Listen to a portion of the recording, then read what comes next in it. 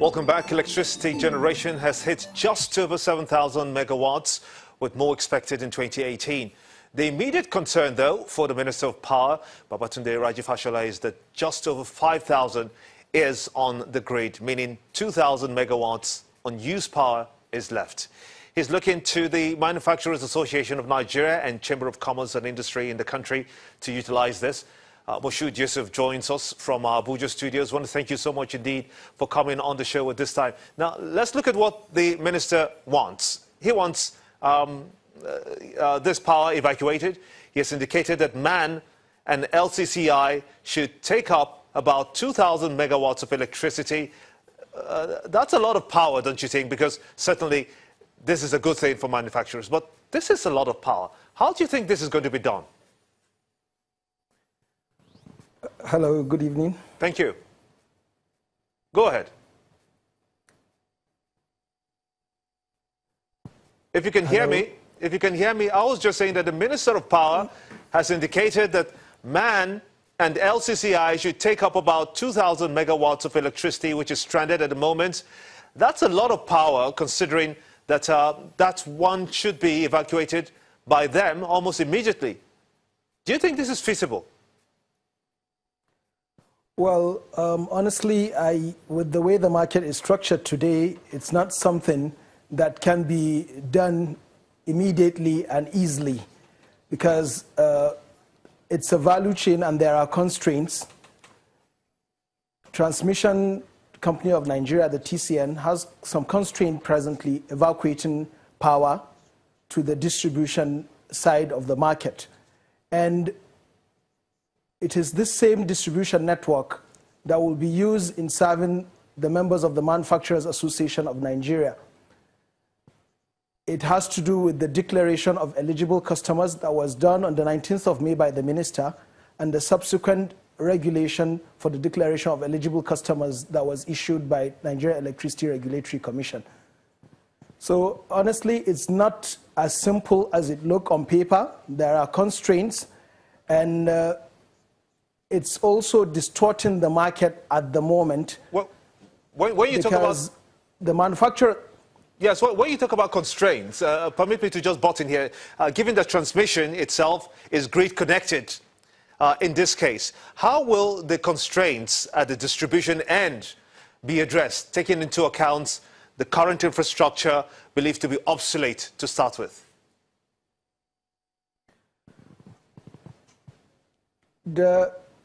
The problem associated with the infrastructure at the distribution side is that the network inherited by the present participants is obsolete. It has suffered decades of non-maintenance. And at the moment, when you look at the tariff structure and the investment requirement, the sector is suffering from underinvestment, and there are constraints with regards to liquidity, having regards to the enormous challenges from the gas suppliers down to the distribution chain.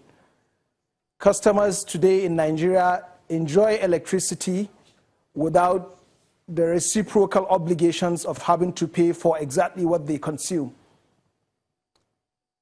So it's extremely difficult to raise finance and do the requisite investment that is required to improve the distribution networks. So now that MAN will somehow be taking this 2,000 megawatts, from reports, MAN itself hasn't met its obligation in terms of current tariffs, and the argument falls on the fact that revenue gaps are created just because of that, and has hampered operations of the discos to supply, of course, this. But MAN itself owes thereabouts 400 billion naira due to the discos. How do you see this playing out? Well, I wouldn't like to comment so much on that matter, because it's a matter that is subject of litigation before the Federal High Court. And it would be somehow preemptive to discuss the matter in details. But generally, electricity bills must be paid. Manufacturers Association of Nigeria are customers like all other customers in the distribution company's network. They use this electricity which must be paid. Do you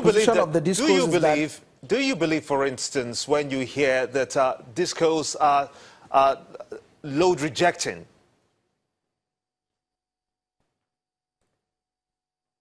Well, that allegation has been going on for a while in the NACI, but you need to break down when you say load rejection, because this is a system that has elaborate procedures for electricity that is supplied from the grid.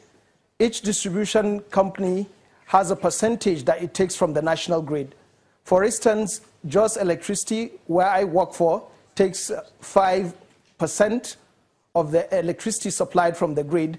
So if we take 5% that is due to us, as far as that month is concerned, we have taken the power that we are meant to take.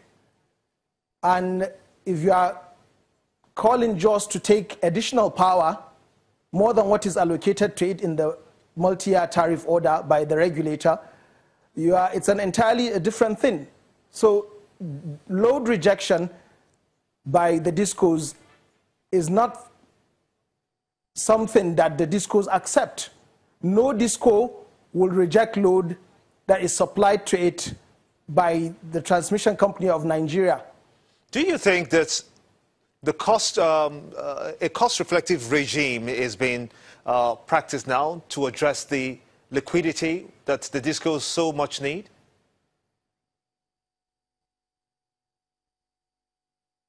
Well, the tariff review process is on. A lot of things have happened in the past. We've not had a minor tariff review for a very long time, which is supposed to be on an biannual basis. And that has been shelved by the regulator due to the present economic situation of the country. It is something that is sacrosanct in the tariff order and something that cannot be waived.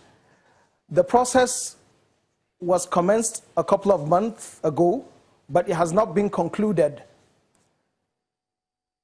A cost-reflective tariff is something that the regulator must provide by regulation and by the agreement that be realized in the NACI today. A lot of questions will arise. The issue of affordability and what the government has to do to cushion the effect of the tariff on the Nigerian citizens.